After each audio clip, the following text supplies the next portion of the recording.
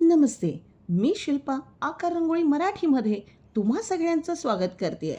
आज आम्ही घेऊन आलो आहे कॅनव्हास रेडी रंगोळी. हो मैत्रिणींनो, खूप व्हिडिओजमध्ये आणि रीलमध्ये आजकाल फेमस होणारी ही कॅनव्हास रेडी रंगोळी कशी बनवायची, का बनवायची आणि कशी वापरायची हे तर कोणी सांगितलंच नाही. त्यामुळे आकार रंगोळी घेऊन आले तुमच्यासाठी कॅनव्हास रेडी रंगोळी. ही फारच बेसिक डिझाईन आहे, पण येणाऱ्या आपल्या सेशन्समध्ये नक्कीच ह्यापेक्षा चांगल्या चांगल्या डिझाईन्स आम्ही घेऊन येऊ. इथे मी कॅनव्हासची एक शीट घेतलेली आहे. A4 शीटमधून 20x20ची ही कॅनव्हास शीट मी कट करून घेतली. असे बरेच शीट मार्केटमध्ये ऑनलाईन अवेलेबल आहे. मी इथे फॅब्रिक ॲक्रिलिक कलर वापरत आहे. तो तुम्ही कॅनव्हासवर कशाही पद्धतीने वापरू शकता, पण ब्रशने किंवा असा स्पॉन्जने सुद्धा तुम्ही कॅनव्हासला रंग देऊ शकता. इथे मी 8 नंबरचा राऊंड ब्रश घेतलेला आहे. काय ना, कधी-कधी कॅनव्हासवर व्हाईट रंगाचा बेस मारल्यानंतर सुद्धा रंगाचं कोटिंग केलं जातं. आता तुम्ही बघा, किती हार्श हा ब्रशिंग आहे. म्हणजे अशा प्रकारची जर तुम्ही ब्रश चालवलं, तर नक्कीच ते खूपच हार्श असेल. पण तुम्ही पहा, रंग व्यवस्थित घेतला ब्रशमध्ये आणि तो हलका-हलका पसरवला, तर एक व्यवस्थित शेड मिळून जातो. तसंच तुम्हाला हळूहळू आपल्या पूर्ण कॅनव्हासला रंग करून घ्यायचा आहे. कॅनव्हासवर रंग करताना एका एका गोष्टीची काळजी नक्कीच घ्यायची. खूप रफ तुम्ही तो ब्रश चालवायचा नाही आहे, खूप ड्राय त्याच्यावर चालवायचं नाही आहे. रंग अगदी व्यवस्थित क्वांटिटीमध्ये आपल्या ब्रशमध्ये घेतला पाहिजे, मगच तो तुमच्या कॅनव्हासवर फ्लो होईल. काय ना, कॅनव्हासचं जे पृष्ठभाग असतो तो खूपच रफ असतो. तुम्ही जर ड्राय ब्रश त्यावर जर मारायचा प्रयत्न केला, तर तुमचे शेड्स आणि तुमचे जे पॅटर्न्स येतील ते थोडेसे खडबुडी असतील. प्लेन पॅटर्न आणण्यासाठी तुम्हाला ब्रशमध्ये व्यवस्थितरित्या क्वांटिटी घेतली पाहिजे, म्हणजे रंगाची. आता आपल्याला काही एकदम प्लेन बॅकग्राऊंड हवाच आहे असं नाही आहे. थोडा शेडेड बॅकग्राऊंड आला तरीही चालणार आहे. आता ह्यामध्ये अगदी ही सुरुवात होती आणि अगदी सुरुवातीला मला फक्त करून बघायचं होतं आणि म्हणूनच अगदी छोटीशी डिझाईन तुमच्यासाठी घेऊन आलो. कॅनव्हासचं कलरिंग संपल्यानंतर काहीसं मी ड्रायरने पूर्ण रंग सुकवून घेतला. आता पहिल्यांदा मला असं वाटलं, की पेपर ठेवल्यानंतर नुसतं पेन्सिलने आपण हलकं किंवा दाब देऊन जर ड्रॉ करण्याचा प्रयत्न केला, तर आपली डिझाईन ट्रेस होऊन जाईल. पण जेव्हा मी ट्रायल केलं आणि पाहिलं, की एकही लाईन खाली उतरत नव्हती किंवा एकही लाईनचे शेड्स खाली दिसत नव्हते. मग आता काय करायचं?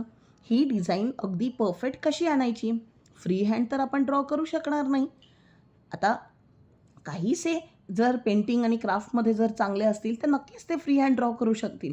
पण काही ज्यांना आपले ड्रॉइंग्स व्यवस्थित क्लिअरली जमत नाही, ते काय करतील ट्रेस करण्यासाठी? तर त्यांच्यासाठी सुद्धा मस्त-मस्त पर्याय आम्ही देऊ शकतो. आणि इथे मी दाखवलेलं आहे. झेरॉक्सच्या खाली कार्बन पेपर घ्या. कार्बन पेपर घेतल्याने काय होईल? तुमच्या कोणत्याही कलरचा रंगाचा जो कार्बन असेल, त्याच्याने तो डिझाईन खाली ट्रेस होऊन जाईल. आता तुम्ही इथे बोलाल, की "अरे, डिझाईन तर दिसत नाही आहे." पण पहा ना, त्याच्या लाईन्स ॲक्चुअली थोडा ब्राऊन कलर असल्याने आणि माझा कार्बनचा रंग ब्राऊन असल्यामुळे तो सिमिलर कलर झाला आणि जर मी इथे ब्लॅक किंवा ब्लू कार्बन पेपर घेतला असता, तर नक्कीच त्याच्या लाईन्स तुम्हाला दिसल्या असत्या.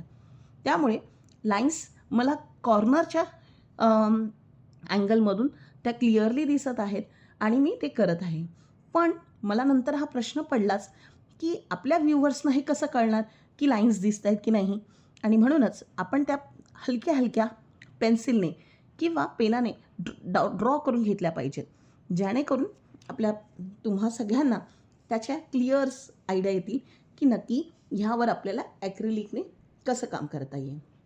आता रांगोळी आहे आणि रांगोळी म्हटलं, की पांढरा रंग आला आणि पांढऱ्या रंगाची ॲक्रिलिक कलर वापरून आपण आपल्या सगळ्या लाईन्स जोडून घेत आहोत. कॅनव्हास रेडी रांगोळी बनवणं हे तर रेडी रांगोळी बनवण्यापेक्षा पण खूपच सोपं आहे मैत्रिणींनो. तुम्ही अगदी छोट्या-छोट्या पॅचपासून सुरू करा. छोटे-छोटे पॅच बनवायला तुम्ही सुरू केले, की असे मोठे-मोठे आणि थोड्या मोठ्या डिझाईनचे पॅचसुद्धा तुम्ही बनवून रेडी करू शकता. अगदी देवापुढे, ताटापुढे, पाटापुढे, आपल्या उंबरठ्यावर उंबरठा पट्टी म्हणून सुद्धा तुम्ही हे बनवून ठेवू शकता. आणि उपयोग तर आहेचच. उपयोगपेक्षा महत्त्वाचं आहे हे कॅरी करणं, स्टोअर करणं. हे खूपच सोपं आहे हो. अगदी रेडी रांगोळीपेक्षा पण सोपं. रेडी रांगोळीमध्ये तर रांगोळी निघून येण्याचा जास्त त्रास असतो, पण ह्यामध्ये तर तेही सुद्धा नाही आहे. रंग फक्त जपायचे आहेत आणि ह्याला तर वॉटरप्रूफसुद्धा करता येईल. आपल्याकडे बरेच ॲक्रिलिक स्प्रे आहेत, पेंटिंग स्प्रे आहेत. त्याने सुद्धा तुम्ही ही डिझाईन वॉटरप्रूफ करून घेऊ शकता. डिझाईन ट्रेस झाल्यानंतर म्हणजेच डिझाईन ॲक्रिलिक कलरने करून झाल्यानंतरसुद्धा ती मी ड्रायरने सुकवून घेतली. कोणतीही डिझाईन बनवून झाल्यानंतर ती तुम्ही वॉल हँगिंग म्हणून सुद्धा वापरू शकता बरं का, आणि रांगोळी म्हणून सुद्धा वापरू शकता. तुम्हाला आमचा हा व्हिडिओ कसा वाटला, ही आयडिया कशी वाटली, आम्हाला कमेंट बॉक्समधून नक्की कळवा. आणि व्हिडिओ आवडला असेल तर माहितीच आहे तुम्हाला काय करायचं आहे. लाईक, शेअर आणि सबस्क्राईब जरूर करा. भेटूया अशाच मस्त मस्त आयडियासह येणाऱ्या व्हिडिओमध्ये. तोपर्यंत मैत्रिणींनो, धन्यवाद.